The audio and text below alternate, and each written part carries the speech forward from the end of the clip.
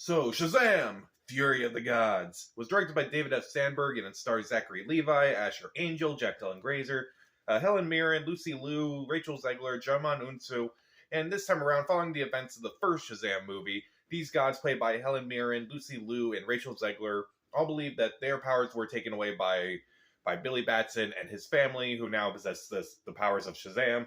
And so now they have to fight him, and all this chaos and havoc ensue.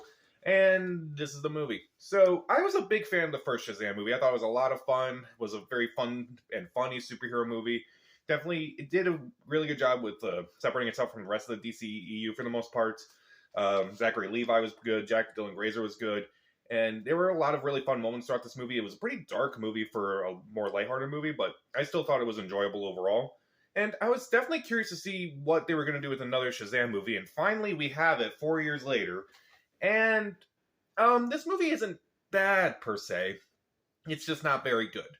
There are some things I actually do like about it, but there are some things about this movie that I just don't really like. So, what did I like? Well, I still think Zachary Levi does a pretty good job in this movie. He's pretty funny. He's, cracking jokes. He has great chemistry with everyone, even Helen Mirren in this movie. I don't think he's as funny as he was in the first movie because, there was that whole angle about him discovering these new powers, and now Zachary Levi's a lot more funny in this movie than he was he was funnier in that movie than he was in this movie. Jack Dylan Grazer also does a good job. Of the new characters in this movie, I thought Rachel Zegler did the best. I thought she was really good. She was very sympathetic.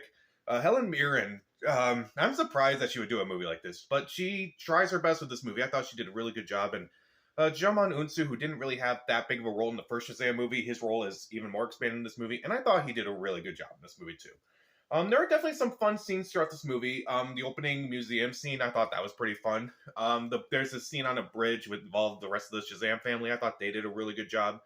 And also the final fight is pretty fun. It's also really creative, and I also kind of like seeing how everyone kind of gets involved in this movie at the very end. I thought that was a really good climax, I would say.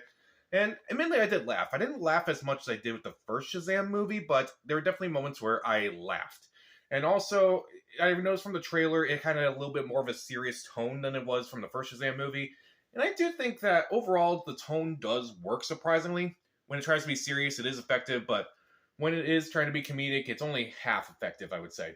But let's get into what I don't like about it. Some of the comedy just kind of doesn't work. There are two jokes in this movie that I honestly just didn't care for, and they're running jokes in this movie. There's one about how Asher Angel and Jack Dylan Grazer, when they say Shazam, they become adults and everything. And there's also a joke about them dating older women, particularly gods who have been around for thousands and thousands of years. And it's just kind of creepy in retrospect. It's not really a funny joke. It's not like it's not like the women are attracted to them, but it's still kind of creepy. And also, there's a running gag, not necessarily a running gag, but there was a little mention in the first Shazam movie that may have hinted at something, which is confirmed in this movie. And I felt like it wasn't really handled well because they kind of used jokes at first, and then they just kind of are like, yeah, no big deal, whatever, let's move on. It's like, okay, it just didn't land for me, honestly. And also, I just found the villains to be kind of lackluster compared to Mark Strong in this movie. Even though Rachel Zegler's pretty good, admittedly, her character's the most conflicted of the three sisters. Lucy Liu, I was pretty disappointed by. I thought she was pretty bland. I didn't think she was fun or looked like she was having a good time with her performance. There were a lot of twists and turns with this movie that were just kind of dropped. Like, there's this moment, I'm not going to spoil it, but someone is betrayed, and then it just kind of comes out of nowhere, honestly. It just didn't work for me. Also, there's this whole subplot about Jack Dylan Grazer and how he's using his powers. Barely addressed through the rest of the movie.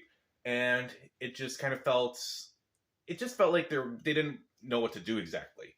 And also, speaking of disappointing, I really enjoyed how in the first movie they kind of had this whole Shazamly afterwards. That was a lot of fun.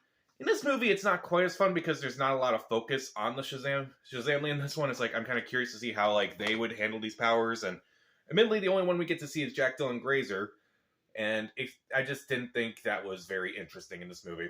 I was kind of disappointed like everyone else in this movie. Also, the CGI is also not as good as the first movie. I felt like the CGI was a lot more cartoonish. It was worse than the first movie. It didn't work for me. And as far as like some things I also didn't really notice, admittedly, I think Zachary Levi does a lot better in this movie. But also that's because he's on screen for the most parts, and also because he's rarely Billy Batson in this movie.